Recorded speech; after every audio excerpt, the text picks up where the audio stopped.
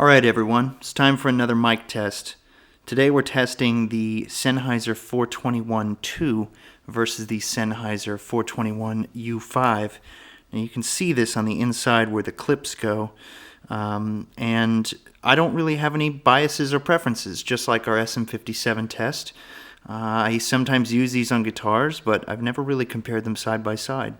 They're pretty much identical, except for the vintage one's a little bit longer, and it also feels more durable, a little more solid.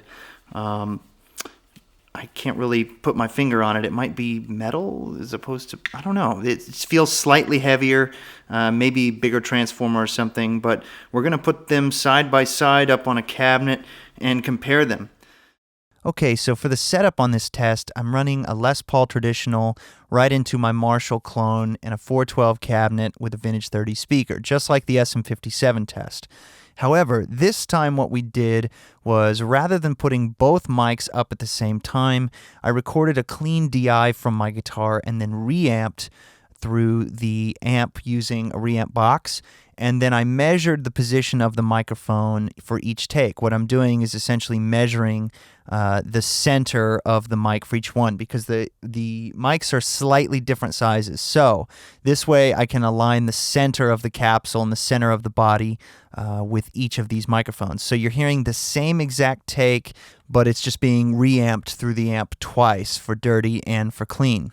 So let's give it a listen.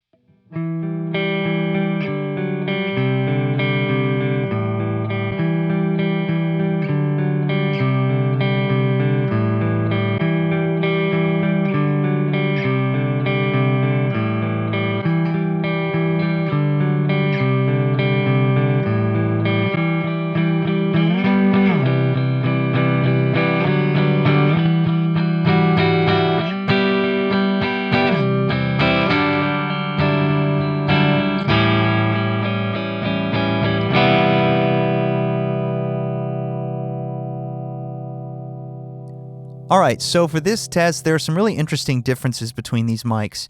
As you can see from this graph, the vintage 421 in red has a little bit less bottom and a little bit more like 2.3K and a little bit more like 3.3K and a little bit less above 4K.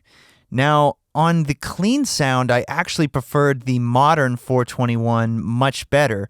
It had a little bit less harshness in the upper mids and a little bit more top end and a little bit more bottom. Now for the dirty sound, I'm actually kind of torn because I like the extra sort of aggression from the vintage one, but I don't like that the bottom end is a little bit wimpier. And I also like that the vintage one has a little bit less sizzle up top.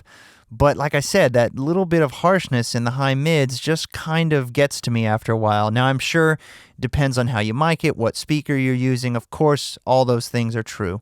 But in this particular test, I'm not really going to claim a winner on the dirty sound. I'm just going to say different flavors. But on the clean sound, I like the modern 421 better. Let me know what you think in the comments. Send me a message at recordingloungepodcast@gmail.com, and make sure you check out our podcast at recordingloungepodcast.com. Thanks for watching.